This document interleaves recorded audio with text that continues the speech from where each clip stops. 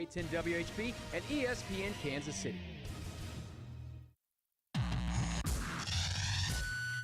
WHB Kansas City.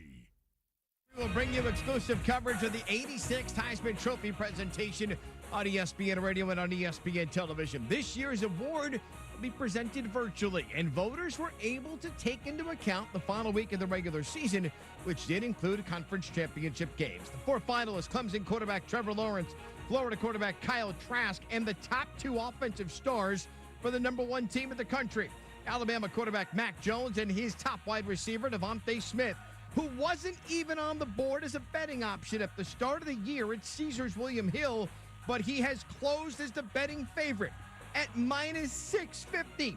If he wins, he'll be just the fourth wide receiver ever to win college football's top individual honor, the first since Desmond Howard back in Michigan in 1991. Coverage of the Heisman Trophy presentation begins less than 60 seconds from now, as soon as I am done. News tonight from College Football Playoff Executive Director Bill Hancock. Monday night's national title game presented by AT&T between Bama and Ohio State remains on schedule despite COVID-19 issues within the Buckeyes program. Ohio State did have practice today. They held meetings as well. They are still doing their daily antigen testing per the Big Ten protocols. The coronavirus will impact this weekend's NFL wildcard games. Browns head coach Kevin Stefanski, he will not coach the game at Pittsburgh. He tested positive for COVID-19. Cleveland will also be without two assistants and two players for their first playoff game since 2002. NFL says the game is still on. Coming up Wednesday, Mike McCarthy was on the hot seat all season long. But I'll tell you why I think he can turn the Cowboys around next season. Keyshawn, J. Will, and Zuber, 6 Eastern on ESPN Radio.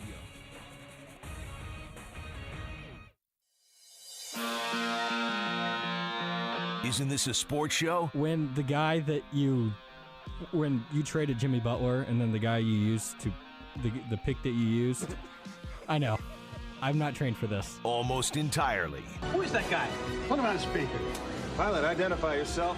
It's me! Vic McBank. This is Almost Entirely Sports with Joshua Brisco. It was fine, and then you had to complain about my music. I would say why? I would say beer. All I ever do this is all I do this for you, Josh. It would have been funny if you would have put the Facebook camera on you for that whole scene that you just had there. I wanted to see the anguish in your face. Hey, here it is. New Year, same beer. What kind of producer do you think I am? A lazy one.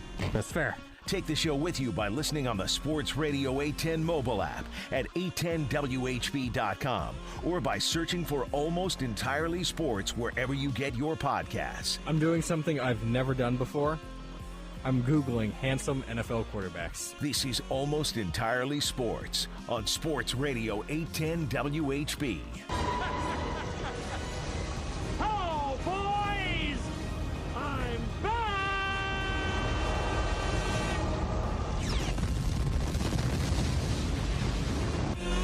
Second time is the charm for the intro, bringing Beards McFly back into the fold after some time with the skeleton crew that we had of just Rudy and I holding down AES. Beards is back.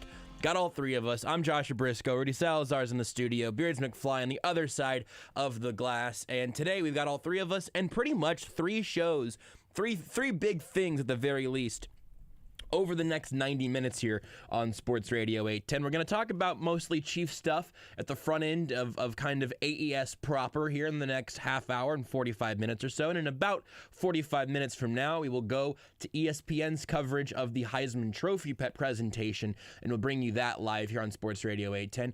You're not going to get all of the fluff leading up to it and everybody talking about, like, Tim Brown's on my screen right now. And I just, I think you should hear my voice and not his. I'm selfish that way. But we'll talk about Chief stuff in the immediate here, and then we'll hand it over to ESPN's coverage of the Heisman presentation, all virtual this year, obviously, as most things have grown to be, and they're going through all of the previous Heisman winners and everything now. But it'll be around the 45-minute mark into the hour before they're actually saying who wins the Heisman this year. We'll bring you that news. We'll bring you that breaking live. You can listen to it live here, and also the following acceptance speech and all of that. So That will all be on these airwaves here sometime after 6:30, right in that window between 6:30 and the end of the hour. And then at 7, we'll do a little KU pregame before KU's game tonight.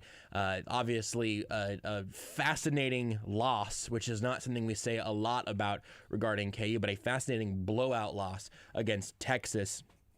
A lot to talk about there, and then we'll look at tonight's game, which you can also, of course, hear tonight on Sports Radio 810. So basically 3 shows in one. That'll take you up to KU coverage starting at 7:30. But we'll do Chiefs stuff now for the most part, and the main thing today, it's news, but it's not earth-shattering, world-shaking news. But if this would have happened a week later, it certainly could have been.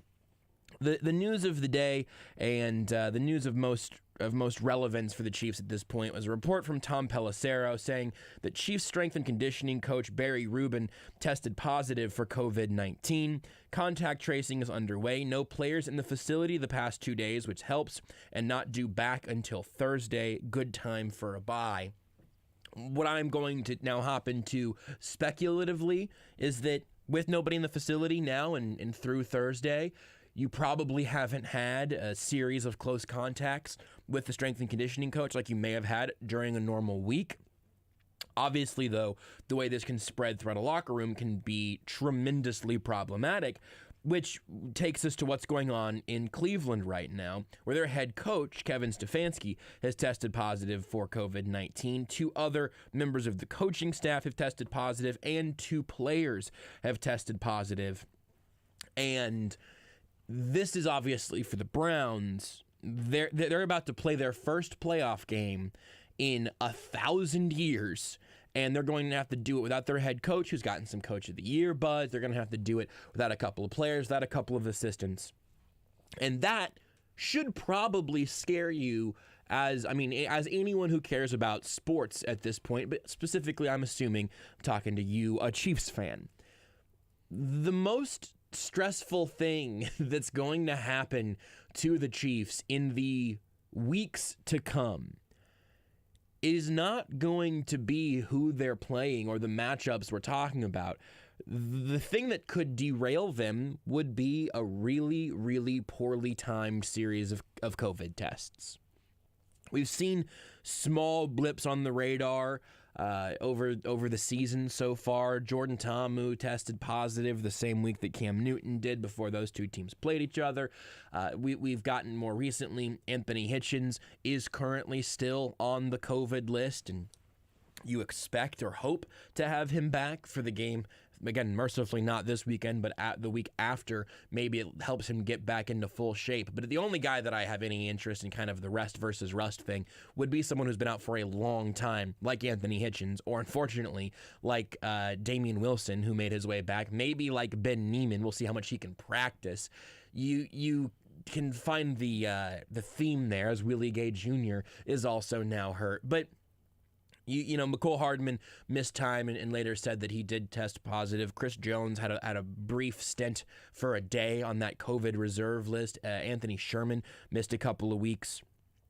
But as we now head into this next portion of the season and into the conclusion of the season, the worst news, and I'm not telling you we have the worst news right now. I don't want to be super alarmist. And because I think what we're finding out is that actually this is pretty close to the best time you could have a strength and conditioning coach test positive for COVID. Mm-hmm.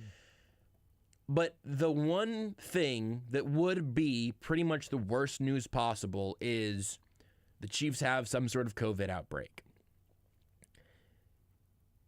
Really, even beyond that, if it doesn't involve Andy Reid or Patrick Mahomes, it's probably okay.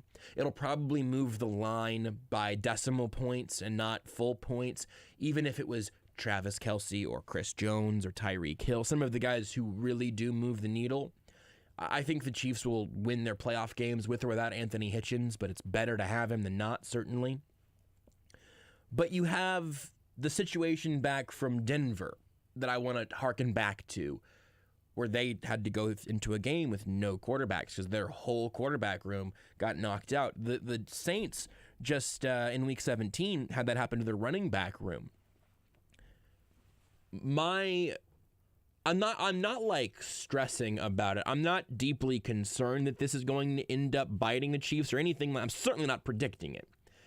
Because what we've seen from the Chiefs is whenever they've had positives, they have been isolated. There have not been times where you've seen a position group all get knocked out. You've seen individual guys go to the COVID reserve list, either due to a positive test or close contact, and then it's just them.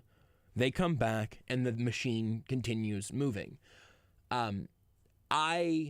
I have to imagine that has come with a pretty sophisticated setup and a pretty intense amount of vigilance throughout that room up to this point.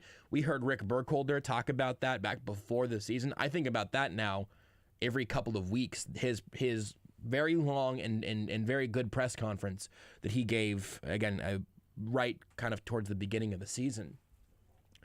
Because it sort of puts that plan in place. And then every time Andy Reid's been asked about it ever since, hey, will you quarantine an emergency quarterback?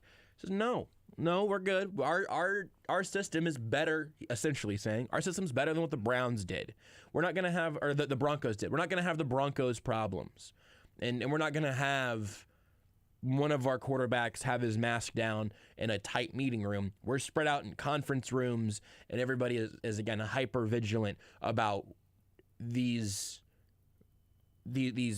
precautions that we're putting into place because we have to be. And so I think that every sign would point to a considerable amount of vigilance in that regard up to this point. It's only getting turned up in the days and weeks, and hopefully for the Chiefs, the month still to come, because you have even less margin for error now than ever before. I mean, we're even having these conversations around the college football national championship game now. Mm-hmm. Whenever it's the end of the season, you get a little flexibility. You could move it back. The NFL has moved games to literally every single day of the week. They've played games every day of the week throughout the regular season. They did not ever have to hit the big red button under the glass box that creates a week 18. We knew that they could, and even if they did that, the Super Bowl still wouldn't have moved, because you could have bumped the bye week out of there and bumped up against the Super Bowl. They have resisted that at every turn, even whenever it seemed like it would have made some sense to do that. They chose not to. What I will be interested to hopefully only ever be able to guess about, but maybe we can do it on a different level right now, with the college football playoff championship game, is what if there is an outbreak or a positive test of considerable size, either for a number of players or for one very important player?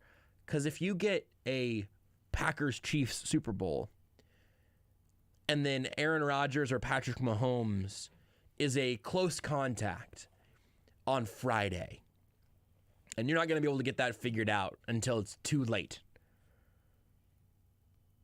Is the NFL willing to move that game? I bet you probably feel differently if that's Aaron Rodgers or Patrick Mahomes.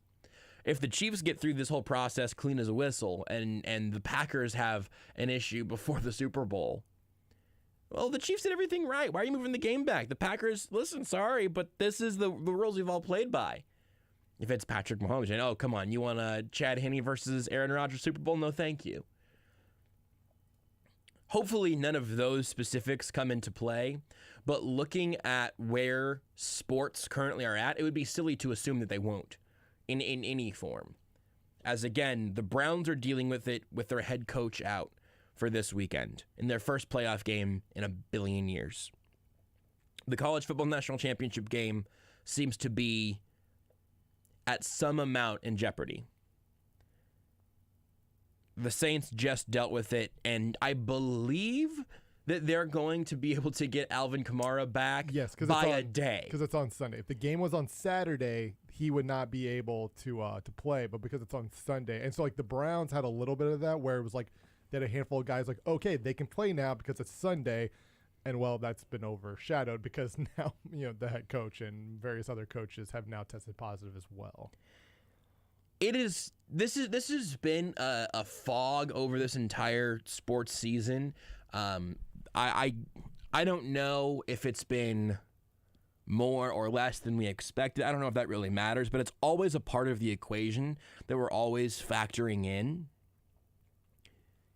At this point, though, with it being, to borrow a title of a recurring show on these airwaves, with it being crunch time, not this show, but sort of in a bigger picture way. With it being crunch time, all of those things feel so magnified. Because if Kevin Stefanski would have missed games in week 8, 9, and 10, that would be a blip on the radar, but it would be a blip on the radar. We would have all gone, wow, NFL head coach tests positive, missing games here.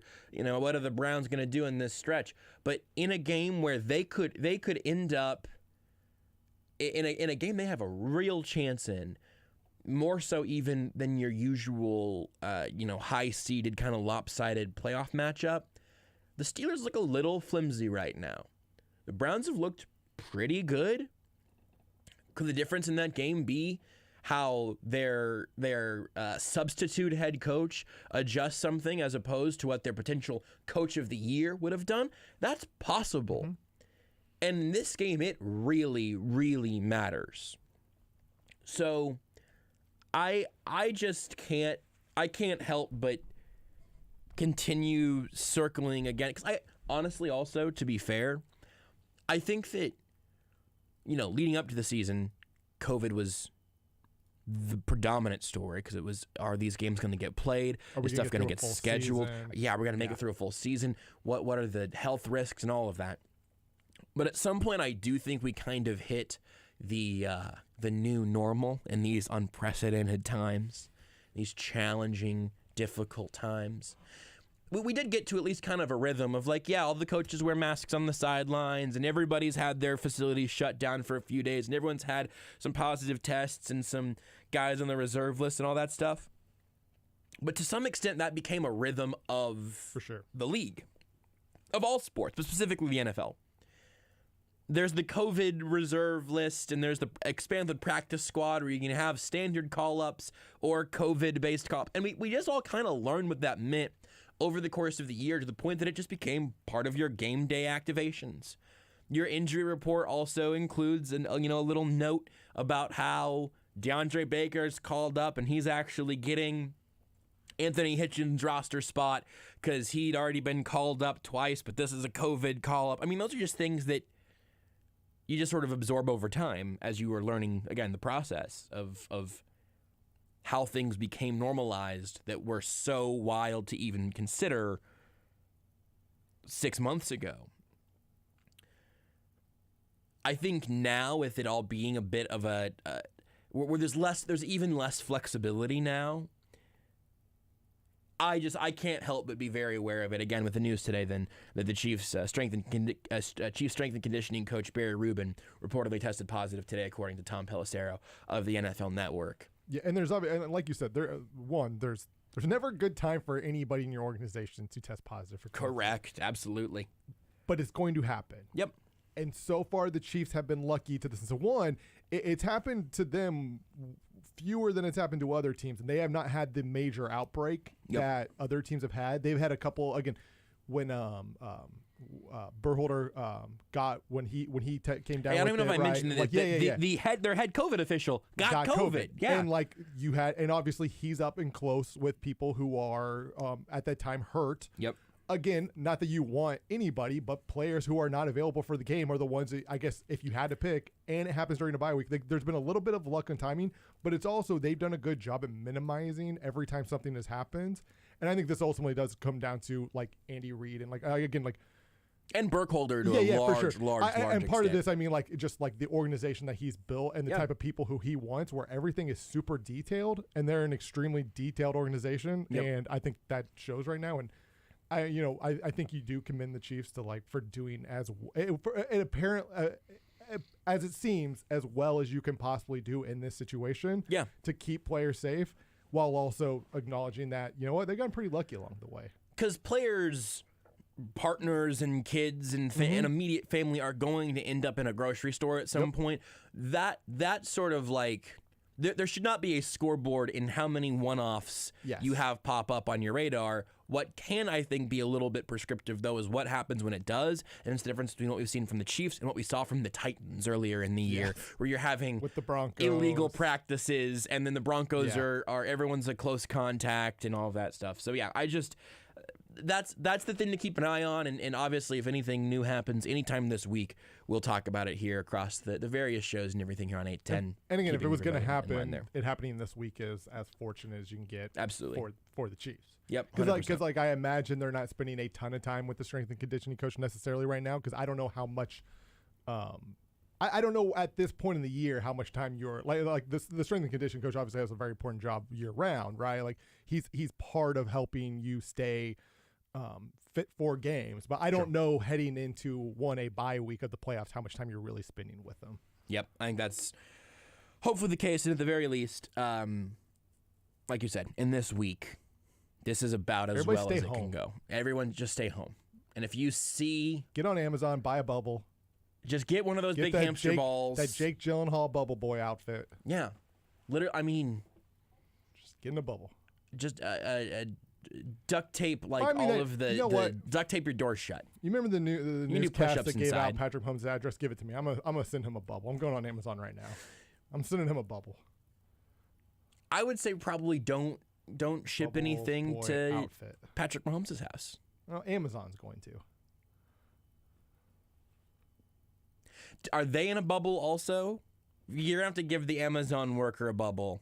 So and then whoever you're gonna have to do a whole Amazon facility. does have like a it's not a bubble suit? But it is, so it's like a hazmat suit, but it's the what are they called? You know, that you pop like in packaging, like bubble wrap. Bubble wrap, yeah. A bubble wrap. I don't know if that accomplishes the same thing, but I mean, it's got to be airtight to keep all those bubbles in there. Here's the issue, Rudy. Here's the issue with the bubble situation. You got to be able to breathe. And COVID's an airborne issue, though. Breathe. Yeah, but you're breathing in all the bad particles. That's true. I'm not sure if that better idea. Just wear a scuba outfit. Okay, air purifier.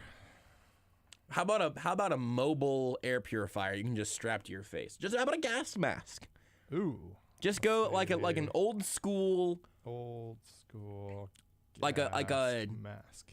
Yeah, like an early 1900s or whatever. Oh, here we go. Get him a Laramie tonsil bomb. Yes. I did just call him Laramie. I did just call him Laramie tonsil, and I know that's not his name. By the way, Rudy, there's an elephant in the way of the camera blocking you. Yeah, you could just say it. I was gonna mention it, but I was gonna wait till we played the audio to mention. I didn't want to interrupt the pace of the show. No, I think that's fine. But eventually, Beards, you did the right thing. Yeah. You pointed out the elephant in the room. Yep. That was in the way of Rudy's camera. Here's a steampunk one. It's a little red and blue bedazzled. It's got like spikes on it and stuff. Yeah, okay, sure. It keeps people away. And then there's just this random hat that says, "This is what a really cool grandma looks like." How much is that? $16.98. Free shipping though. You know, how does that fitted? Because I got a big head. But if I had a hat that said, "This is what a cool grandma looks like," it's a retro style trucker hat. So I'd like to. Can I just sort of see what that looks like? I know it's an audio medium. We'll have to explain it, but you can also watch the show either way at Facebook.com/SportsRadio810, Twitch.tv/SportsRadio810, YouTube.com/810WHB. Oh, that's like a dad hat. Yeah, that's like a denim dad hat. What's the text on it again? This is what a really cool grandma looks like. $17, man. That's tempting. I think that'd be a good look for me. And there's other colors too. You want a darker, you know? And that's like charcoal gray. Charcoal. Yeah, that would actually probably fit better for me. I'd like that. You got my address, right? Yeah, I do. Oh, okay. If you don't, I can just give it out. I just give it to you now. If anyone wants to ship me a cool hat worn by cool grandmas, Beards' address is. So that's the main news of the day. We'll have Heisman coverage here starting in about 15 minutes or so. We expect to start getting news from ESPN, the announcement there, and they'll make the announcement. There'll be an acceptance speech. We'll carry it all live for you right here on Sports Radio 810 WHB. Devonta Smith, Mac Jones, Trevor Lawrence, Kyle Trask, your nominees, 3 quarterbacks, and believe it or not, My favorite, nominees. a wide receiver. What? You said your nominees. Yeah, Beards, these were your nominees. Did I not? Did I say your nominees? Yeah. Yeah, you the people. Yeah, the people's nominees. You the people of college football. It's like I didn't nominate anybody. No, yeah, they are. They're your nominees, Beards. You don't get a Whoever choice. wins the Heisman, that's your Heisman winner. That's your Heisman winner. Come on, Beards. For the year 2020 into 2021. I don't know. That's a weird thing for me to have said. Decently okay for you to have picked up on. I've said way dumber things that you could have really zoomed in on, like the elephant in the room thing. That was stupider. The other story of the week, and then we'll circle back around to the Heisman coverage. I wanted to play some of this audio yesterday, and we ended up running out of time, and I want to get at least a little bit of it here now. The Eric Bieniemy coaching cycle is fully into play. We got news late last night that he had been requested to interview with the Chargers. My hope is that he will have his pick of these jobs with quarterbacks that in incompetent offenses. And the Falcons found out on Twitter. The Falcons found out that he had reportedly completed an interview with the Falcons, who were tweeting about it. They were reportedly going to interview him, I think is what it was. Yeah, they were allegedly going to interview him on Monday. Yeah, and that did allegedly, reportedly happen. Sunday. But he's had a whole array of teams who have either already interviewed him or requested interviews. I believe it was the Falcons and Lions first up. The Jets got in, and I think the Chargers made it 4 officially. I would expect the Texans to talk to him. I don't know what they'd be waiting on. There was a tweet today that they still had not reached out to the Chiefs about Eric Bieniemy. Best for last? I don't know. I cannot imagine. I also have not really seen any tweets about the Texans reaching out. I'm sure they have, right? I'm sure those tweets are out there. I just have not seen a lot of those tweets. That's true. I think I've seen less from them than like the Chargers. Hey, I wouldn't be shocked if you said the Texans were just being a little slow. You know what? Absolutely. You know what it also could be, though? They also don't have a GM still. That's true. Now, the Panthers are looking for a GM and already have a head coach. They're not going to have to be in that exact power structure. And that was kind of their plan to begin with. Right. Matt Rule was the guy. They went and got him, and then from there, the plan was for that first year, Matt Rule, for there to be no GM. That was what they decided. The Jets and Chargers, they just made the changes at the head coach level. Mm-hmm. The Texans fired both their head coach and their general manager, Bill O'Brien, which Bill O'Brien and Bob. Can't believe that didn't work out. People. You're right. Yes, it's important to clarify that. But yesterday, Andy Reid had some really interesting stuff to say about Eric Bieniemy, and not just Bieniemy, but why Eric Bieniemy. He's been generous with his praise of Bieniemy since last year, during the Rooney Rule getting updated, all that stuff. Anytime Andy Reid's been asked about Eric Bieniemy, he has given as full-throated an endorsement as possible. But I thought that some of the things he specifically touched on yesterday were really instructive in this larger conversation about why Eric Bieniemy. And there are 2 clips I want to play here. The first one is Andy Reid when he was asked what his message would be to teams who are intrigued and interested in Eric Bieniemy. Yeah, well, listen, I think he's I think he's top-notch. I mean, at the risk of being redundant, I have not seen many guys that are as great a leader as he is of men. And in this business, that's huge. I mean, you're never going to have to worry about Eric Bieniemy. Never. On the field, off the field. And he's going to be honest with you and straightforward. And then he knows the offense. So those are all important things. But to be a head coach, if you're going to survive in this business, you better be honest with the people you deal with, and you better have a plan for them. Guys want to know where they're at and where they're going, and most of us do. And when they don't have that put in place, then they drift, and then that's where teams fall apart. And so he knows how to do that part and do it well. Specifically, the last bit there I found really, really interesting. And this is a weird connection point. But I was looking back at Ricky Seals-Jones's quotes whenever he signed with the Chiefs, because they released him. And he said he talked to Demetrius Harris. And the thing that stuck out to him about the Chiefs was that they told him what the plan was going to be. And Demetrius Harris, they told him a plan, and Harris told Ricky Seals-Jones that they stuck to what the plan was, and what they said and what they did coincided, and that was some consistent messaging. And Andy Reid is so right. I think generally speaking, most people would rather have a mixed bag that is true than just all of the positive smoke in the world. Mm-hmm. At least you would hope most people would do that, and especially in an environment like the NFL where it is competitive. You are fighting with the people around you for jobs. Your teammates are also your competitors whenever you're down the roster a little bit. The fact that that's one of those intangible things, I think, that whenever you start finding out about Adam Gase midway through, once he's losing, players start saying things about the locker room and how there's some distrust in there. It was, one of the larger issues with the Scott Pioli, Todd Haley regime. Once you can't trust those people that are setting up your future, especially with careers as short as you have in the NFL, things start really bursting at the seams there. And those are the types of things that if you're hiring a head coach, it's hard to know how that. Bill O'Brien had that problem also, it seemed. Yeah.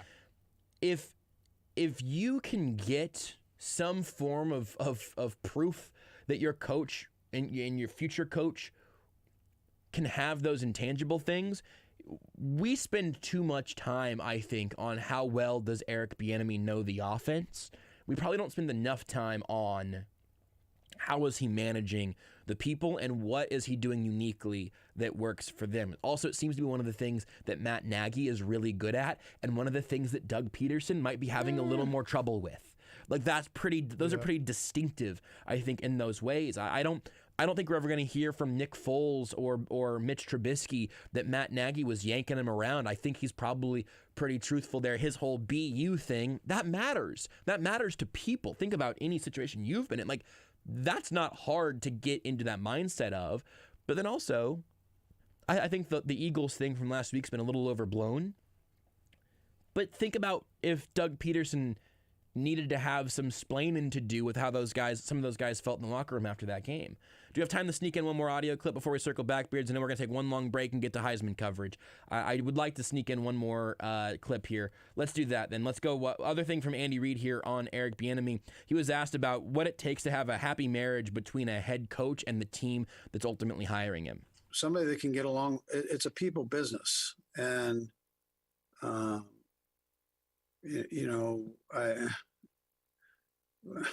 just think that to be able to unite, I think is important. And I think he has that ability. I mean, I watch it every day. So, I mean, I know he has that ability. And our offense is, and our football team, they're as tight as anybody around. And he talks to that offense every day. He stands in front of them and talks to them every day. And so I get to see it. And I've seen a couple of coaches come and go, and listen, he does it as well as anybody. And then his presentation is strong. So when he has to talk the X's and O's part, that's very strong. And he's ready to make the move. I mean, that's where we're at today. But it's got to be a fit for an owner. And I've said this before. It's got to be that. Guys talk about blinks, and somebody's got to have that blink and have that picture in their mind that Eric Bieniemy can go lead their organization, and they're comfortable with that. So I know owners do not like problems. They don't like problems. They're paying you money to do a job and not have the load of the worry thrown on their lap. And so I know he can do that for somebody. Again, I think the specifics there are just really interesting that Andy Reid has a better grasp on than most. Also, Andy Reid did the Bill O'Brien thing of I'll take both jobs. It ended up ending his time in Philadelphia. I would imagine that the Andy Reid coaching tree is going to have some perspective on stuff like that not a lot of other coaches are going to end up having. We need to take a break, and it'll wrap up all the places. If you're watching us right now on any of our Facebook Live, Twitch, or YouTube channels, those streams are about to blink out right now. Next, we got Heisman Trophy coverage here on Sports Radio 810. We'll MC that around here, and then after that, Jayhawk Game Day with all of us, same crew. 2 more shows, kind of all in the same grouping. Heisman Trophy coverage, KU basketball preview shows, all coming up next here on Sports Radio 810. At JB Brisco, at Beards McFly, at Not That Rudy, at Sports Radio 810. Just do it already. Our friends at American Shaman have a smoking hot new product I'm just burning to share with you. Shaman Smokes come in a pack of 20. They're available in cherry, grape, menthol, and original unflavored hemp. So when you're feeling the drag, spark up a Shaman Smoke for the satisfying and relaxing effects of legal hemp. Shaman Smokes are not intoxicating and contain absolutely no nicotine. Ask for Shaman Smokes at your favorite convenience store or pick them up at your local American Shaman. Shaman Smokes from American Shaman. Life is better with the feather. Welcome to Elevated Automotive, Kansas City's newest dealership. They're excited to announce Infiniti of Kansas City has acquired Nissan. Now they have two great brands and one